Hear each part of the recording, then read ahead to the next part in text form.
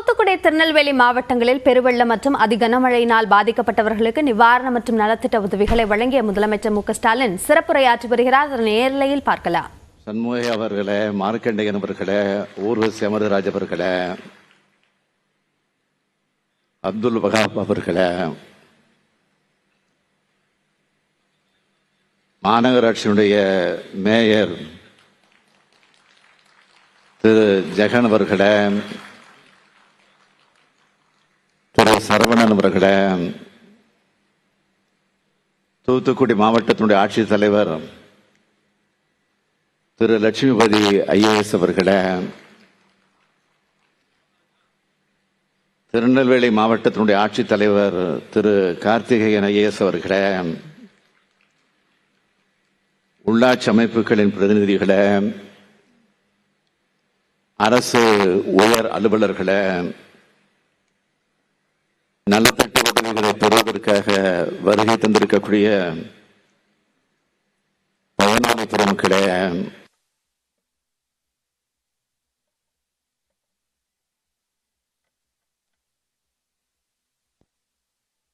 நலத்திட்ட உதவிகளை பெறுவதற்காக வருகை தந்திருக்கக்கூடிய பயனாளி பெருமக்களே, திரளாக கூடியிருக்கக்கூடிய பெரியோர்களே, தாய்மார்களே, பத்திரிகை மற்றும் ஊடகத்துறையை சார்ந்திருக்கக்கூடிய நண்பர்களே, என்னுடைய பாசத்திற்குரிய எழுச்சியோடு திரண்டிருக்கக்கூடிய தமிழ் சொந்தங்களே, உங்கள் அனைவருக்கும் என்னுடைய அன்பான வணக்கம்.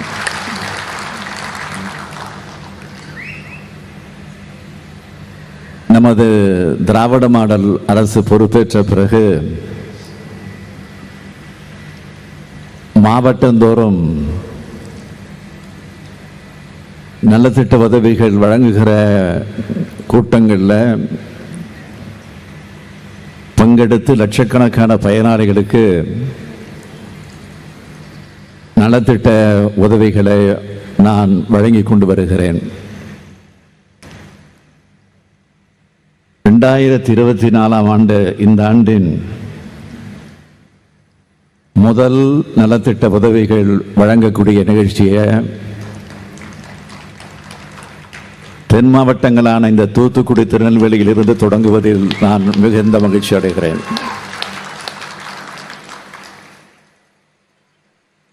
இதில் இன்னும் சிறப்பு என்னன்னா, இது என்னுடைய அருமை தங்கை கனிமொழி அவர்களை நாடாளுமன்ற உறுப்பினராக தேர்ந்தெடுத்த மாவட்டம்.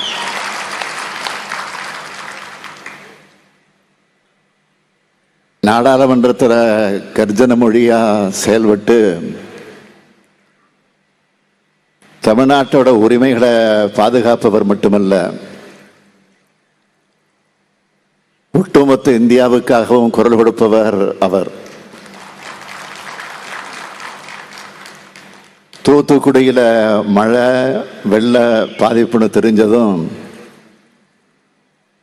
உடனே இங்கே ஓடோடி வந்து மக்களை காப்பாற்றினதை பார்த்தோம். தங்கை கனிமொழி அவர்களை மாதிரியே தூத்துக்குடி மாவட்டத்தோட பெண் சிங்கமா விளங்கும் கீதாஜீவன் அவர்களும், அமைச்சராகவும் செயல் வீரராகவும் இருக்கக்கூடிய அனிதா ராதாகிருஷ்ணன் அவர்களும் மக்களோட மக்களாக இருந்து மக்களை காப்பாற்றினாங்க. மாண்புமிகு அமைச்சர் கே.என். நேரு உள்ளிட்ட பல அமைச்சர்களையும் இங்கே அனுப்பி வச்சேன். நானும் உடனடியாக இங்கே வந்தது மட்டுமல்ல, இந்த மீட்பு பணிகள் முடியும் வரை அமைச்சர்களிடமும் அதிகாரிகளிடமும் தங்கை கனிமொழி உள்ளிட்ட மக்கள் பிரதிநிதிகளிடமும் தொடர்ந்து தொலைபேசியில தேவையான அனைத்து நிவாரணப் பணிகளை உத்தரவிட்டு கொண்டு அந்த பணிகளை கண்காணித்துக் கொண்டிருந்தேன். நெல்லை மாவட்டத்தினுடைய பொறுப்பு அமைச்சரான தங்கம் தென்னரசு அவர்களும் இங்கேயே இருந்தார். பொதுப்பணித்துறை அமைச்சர் ஏவா வேலவர்களும் 2 வாரங்கள் தங்கி உடைஞ்சு போயிருந்த பாலத்தை எல்லாம் சரி பண்ணிட்டு தான் திரும்பினார். மாண்புமிகு அமைச்சர் உதயநிதி அவர்களும் 1 வார காலம் இங்கேயே பணியாற்றினார். பாதிக்கப்பட்ட மக்களும் இயல்பு வாழ்க்கைக்கு திரும்பினாங்க. தூத்துக்குடி மாவட்டத்தில் இருக்கக்கூடிய அணைக்கட்டுகள், குளங்கள் மற்றும் வாய்க்கால்களில் 288 இடங்கள்ல ஏற்பட்ட உடைப்புகள் 66 கோடியே 45 லட்சம் ரூபாய் மதிப்பில் தற்காலிக சீரமைப்பு பணிகள் மூலம் போர்க்கால அடிப்படையில் உடனடியாக சரி செய்யப்பட்டுச்சு. மேலும் இந்த உடைப்புகளை நிரந்தரமா சரி செய்ய 145 கோடியே 58 லட்சம் ரூபாய் நிதி ஒதுக்கீடு செய்யப்பட்டு பணிகள் மேற்கொள்ளப்பட இருக்கு. இதே மாதிரி திருநெல்வேலி மாவட்டத்திலையும் 802 இடங்கள்ல ஏற்பட்ட உடைப்புகள் 27 கோடியே 68 லட்சம் ரூபாய் மதிப்புல போர்க்கால அடிப்படையில் முதல் கட்டமா உடனடியா சரி செய்யப்பட்டுச்சு. நிரந்தரமா சரி செய்ய 15 கோடியே 93 லட்சம் ரூபாய் நிதி ஒதுக்கீடு செய்யப்பட்டு பணிகள் மேற்கொள்ளப்பட இருக்கு. இதையெல்லாம் எதுக்காக நான் சொல்றேன்னா, நாங்க எப்பவும் உங்களோடு இருப்பவங்க. நலத்திட்ட உதவிகளையும் நிவாரண உதவிகளையும் வழங்குறத கடமையாக அதை ஏற்றுக்கொண்டு அத்தோடு நின்று விடாது. உங்களுடைய வாழ்க்கை மேம்படணும், உங்க குழந்தைகளுக்கு நல்ல சம்பளத்தோட நல்ல கம்பெனிகள்ல வேலை கிடைக்கணும்.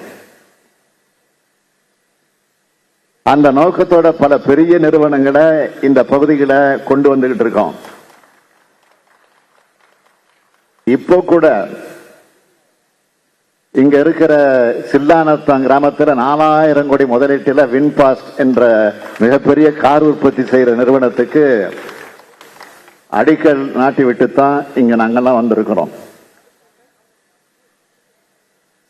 இந்த கம்பெனி தூத்துக்குடியில மொத்தம் 14,000 கோடி முதலீடு செய்ய இருக்கு. அது மட்டுமல்ல, திருநெல்வேலியில் இருக்கிற கங்கை கொண்டான் சிப்காட் வளாகத்தில் டாடா பவர் நிறுவனம் 2800 கோடி ரூபாய் முதலீட்டில் தொழிற்சாலை அமைச்சிருக்கு. இதனால அந்த பகுதியை சார்ந்த 1800 பெண்களுக்கு வேலை வாய்ப்பு கிடைச்சிருக்கு. அது மட்டுமல்ல, சமீபத்தில் நடந்த உலக முதலீட்டாளர் மாநாட்டில் கையொப்பமிட்ட சிங்கப்பூர் நாட்டோட செம்கார்ப் என்ற நிறுவனம் 36,000 கோடி ரூபாய் முதலீட்டிலோடு மலேசியாவோட பெரிய தொழில் நிறுவனமான பெட்ரோனாஸ் நிறுவனம் 30,000 கோடி ரூபாய் முதலீட்டிலையும் தூத்துக்குடியில தொழிற்சாலைகள் அமைக்க இருக்காங்க. இந்த தொழிற்சாலைகளுக்கான பணிகள் விரைவில் துவங்க இருக்கு. இந்த தொழிற்சாலைகள் அமையும் போது இந்த பகுதியை சார்ந்த ஆயிரக்கணக்கான படித்த இளைஞர்களுக்கு வேலை வாய்ப்பு கிடைக்குங்கிறத மகிழ்ச்சியோடு நான் தெரிவித்துக் கொள்ள விரும்புகிறேன். கொரோனா பெருந்தொற்று வந்தப்போ திமுக ஆட்சியில இல்லை. ஆனா ஒன்றிணைவோம் வா அப்படின்னு ஒரு வாழ்வாதாரம் பாதிக்கப்பட்ட மக்களுக்கு எல்லா பொருட்களையும் வாங்கி கொடுத்தோம். பல ஊர்களில் உணவு கூடங்களை வச்சு உணவு வழங்கணும். திமுக ஆட்சிக்கு வந்தப்பவும் கொரோனா இருந்துச்சு. அப்போ அந்த குடும்ப அட்டைதாரர் எல்லாருக்கும் 4,000 ரூபாய் வழங்கணும். இதுதான் திமுக ஆட்சி. கொரோனாவாக இருந்தாலும் வரலாறு காணாத புயல் வெள்ளமாக இருந்தாலும் மக்களுடைய துயரங்களை தீர்த்து அவங்களுடைய வாழ்வாதாரத்தை மறுகட்டமைப்பு செய்ய ஒவ்வொரு தரப்பு மக்களுக்கும் தேவையான திட்டங்களை நிறைவேற்றுறது தான் நம்ம திராவிட மாடல் அரசு. சும்மா பாதிக்கப்படும் போது மட்டும் பார்த்துட்டு போறவங்க நாங்க இல்லை. இறுதி வரைக்கும் உங்களோட இருந்து துயரங்களை துடைக்கிறதோட அடையாளம்தான் இந்த நிகழ்ச்சி என்பதை நான் பெருமையோடு குறிப்பிட விரும்புகிறேன். சில புள்ளி விவரங்களை உங்ககிட்ட சொல்ல விரும்புறேன். தூத்துக்குடி மற்றும் திருநெல்வேலி மாவட்டங்கள்ல பெருவெள்ளத்தால உயிரிழந்த 58 நபர்களுக்கு 5 லட்சம் ரூபாய் வீதம் வழங்கப்பட்டிருக்கு. வெள்ளத்தால உயிரிழந்த ஆடு மாடு கோழிகளுடைய உரிமையாளர்களுக்கு 34 கோடி 74 லட்சம் ரூபாய் நிவாரணமாக வழங்கப்பட்டிருக்கு. தூத்துக்குடி மற்றும் திருநெல்வேலி மாவட்டங்கள்ல அதிகமா பாதிப்படைஞ்சவங்களுக்கு 6000 ரூபாய் வீதம் 382 கோடி 25 லட்சம் ரூபாய் வழங்கப்பட்டிருக்கு. அதே போல மிதமா பாதிக்கப்பட்டவங்களுக்கு 1000 ரூபாய் வீதம் 35 கோடி 92 லட்சம் ரூபாய் வழங்கப்பட்டிருக்கு. 2 மாவட்டங்களிலையும் பாதிப்படைஞ்ச வீடுகளுக்கு 10,000 ரூபாய் வீதம் மொத்தம் 9 கோடி 35 லட்சம் ரூபாய் வழங்கப்பட்டிருக்கு. இது மட்டுமல்ல, வீடுகளை பழுது பார்க்கிறது, பயிர் சேத நிவாரணம், சிறு வணிகர்களுக்கான சிறப்பு கடன் திட்டம், தொழில் நிறுவனங்களுக்கு கடனுதவி திட்டம், மகளிர் சுய உதவி குழுவினுடைய கடன், மீன்பிடி படகுகளுக்கான நிவாரணம், கால்நடைகள் வாங்குறதுக்காக கடன் உதவி, உப்பள தொழிலாளர்களுக்காக தலா 3000 ரூபாய் வீதம் உதவி தொகை, பழுதடைஞ்ச வாகனங்களுக்கு காப்பீடு ஆகியவை வழங்கப்படும் நான் அறிவிச்சேன். இந்த அறிவிப்பின்படி உரிய நிதி ஒதுக்கீடு செய்யப்பட்டு இப்போ நிவாரண உதவி தொகை மற்றும் 1,79,456 பணிகளுக்கான ஆணைகள் வழங்கப்பட்டுள்ளது. முழுமையா சேதமடைஞ்ச வீடுகளை புதுசா கட்டுறதுக்கு 4 லட்சம் ரூபாயும், பகுதியா சேதமடைஞ்ச வீடுகள்ல பழுது நீக்கம் செய்யறதுக்கு 2 லட்சம் ரூபாய் வரையிலும் நிதி ஒதுக்கீடு செய்யப்பட்டிருக்கு. இதன் மூலம் தூத்துக்குடி மற்றும் திருநெல்வேலி மாவட்டங்கள்ல 4624 குடும்பங்கள் பயனடைய போறாங்க. கால்நடைகளை இழந்து பாதிக்கப்பட்டவங்களுக்கு புதிய கால்நடைகள் வாங்க 1.5 லட்சம் ரூபாய் வரைக்கும் தனிநபர் கடன் உதவி வழங்கவும் ஆணையிட்டு இருக்கோம். தூத்துக்குடி மற்றும் திருநெல்வேலி மாவட்டங்கள்ல பெரும் வெள்ளத்தால சேதமடைஞ்ச சாலைகளை மறுசீரமைப்பு செய்ய 343 கோடி ரூபாய் நிதி ஒதுக்கப்பட்டு பணிகள் நடந்து கொண்டிருக்கிறது. இதுவரை உழவர்களுக்கு பயிர்க்கடன், கால்நடை பராமரிப்பு கடன், சிறு வணிகர்கள் மற்றும் சுய உதவி குழுக்களுக்கு வணிக கடன், சிறு மற்றும் நடுத்தர தொழில் நிறுவனங்களுக்கு வணிக கடன், முதலமைச்சரின் சிறப்பு சிறு வணிகர் கடன், பயிர் காப்பீடு, பயிர் சேதங்களுக்கு நிவாரணம், தோட்டக்கலை பயிர்களுக்கு நிவாரணம், சேதமடைஞ்ச மீன்பிடி விசைப்படகுகள், நாட்டுப்படகுகள், மீன்பிடி வலைகள், மீன்பிடி இயந்திரம் மற்றும் மீன் பண்ணைகளுக்கான நிவாரண தொகை என பாதிக்கப்பட்ட மக்கள் மீண்டெழ 666 கோடியே 36 லட்சம் ரூபாய் வழங்கப்பட்டிருக்கு. இந்த மழை வெள்ளத்தால் குடும்ப அட்டைகள் உள்ளிட்ட அரசு ஆவணங்களை இழந்தவர்கள் அனைவருக்கும் சிறப்பு முகாம்கள் நடத்தப்பட்டு அவையும் வழங்கப்பட்டிருக்கு. தூத்துக்குடி மற்றும் திருநெல்வேலி மாவட்டங்களில் இருக்க சிறுதொழில் நிறுவனங்கள் தங்களுடைய வணிகத்தை மீண்டும் புதுப்பிக்கும் பொருட்டு தமிழ்நாடு தொழில் முதலீட்டு கழகம் மூலமா கடன் வழங்கப்படும் நான் ஏற்கனவே அறிவிச்சபடி 6 விழுக்காடு சிறப்பு சலுகை வட்டி விகிதத்தில் இந்த 2 மாவட்டத்திலையும் 670 குறு சிறு மற்றும் நடுத்தர தொழில் நிறுவனங்களுக்கு 18 கோடி ரூபாய் கடன் உதவி வழங்கப்பட்டிருக்கிறது. இதனால இந்த மாவட்டங்களை சார்ந்த உப்பு உற்பத்தியாளர்கள், தீப்பெட்டி உற்பத்தியாளர்கள் உள்ளிட்ட பல்வேறு சிறுதொழில் செய்வோர் பயனடைஞ்சிருக்காங்க. இது எல்லாத்தையுமே ஒன்றிய அரசு ₹1 கூட கொடுக்கிறது. அதான் முக்கியம். ஒன்றிய அரசு ₹1 கூட கொடுக்காத போதும் இது யாரு கொடுத்ததுன்னா இந்த ஸ்டாலின் உங்களுக்காக கொடுத்தது, இந்த அரசு உங்களுக்காக கொடுத்தது. இந்த அளவுக்கு அளப்பரிய நலத்திட்டங்களை நம்முடைய அரசு வழங்கி இருக்கக்கூடிய இந்த சூழ்நிலையில தூத்துக்குடி மற்றும் திருநெல்வேலி மாவட்ட மக்களுடைய நலன் கருதி தற்போது மேற்கொள்ளப்பட்டு வரக்கூடிய திட்டங்கள் மற்றும் சில அறிவிப்புகளை வெளியிடுறதுல நான் மிகுந்த மகிழ்ச்சி அடைகிறேன்.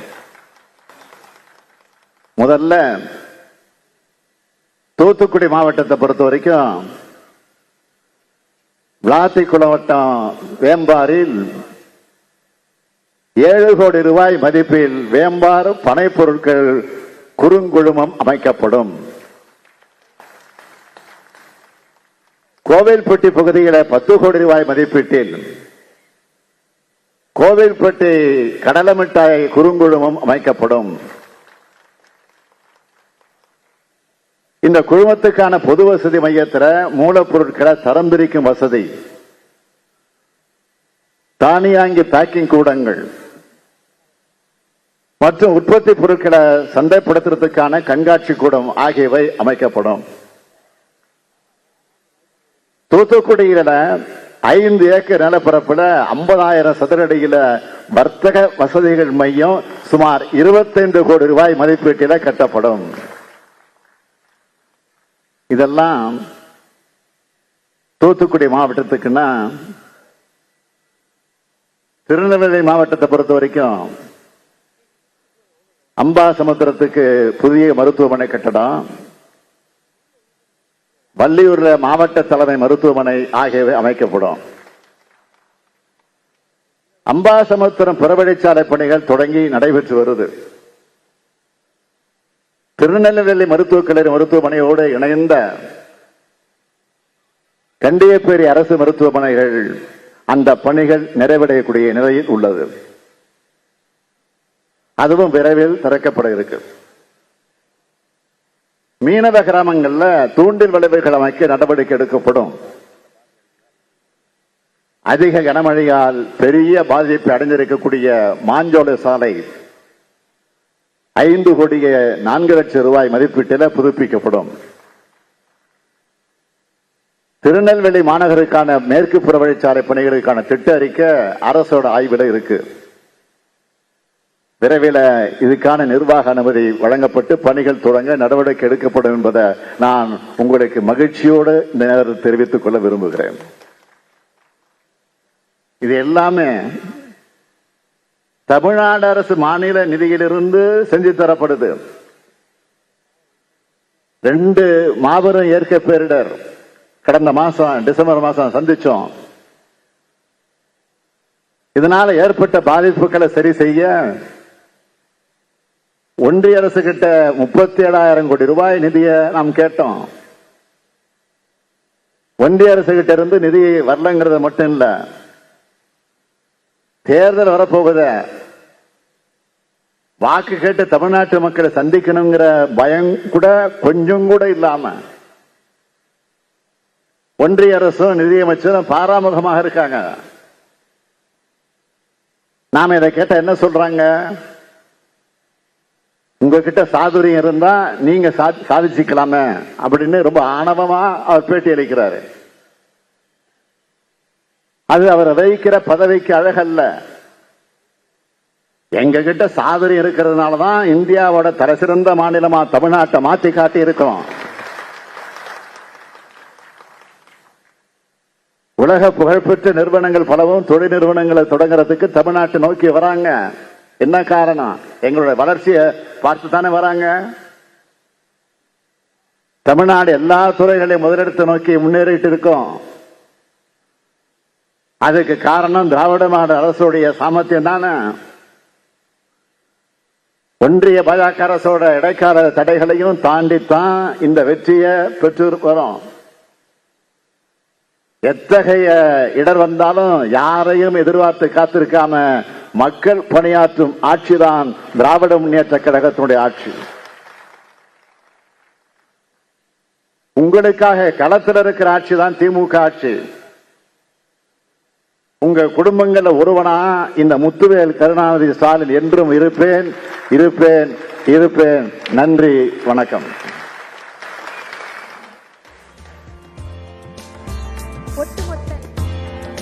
தூத்துக்குடி மாவட்டத்தில் வெள்ளத்தால் பாதிக்கப்பட்டவர்களுக்கு நிவாரணம் வழங்கக்கூடிய அந்த நிகழ்வில் பேசிய முதலமைச்சர், மத்திய அரசு வெள்ள பாதிப்பிற்கான நிதியை எந்த வகையிலும் ஒதுக்கவில்லை என்ற கடுமையான விமர்சனத்தை முன்வைத்திருக்கிறார்.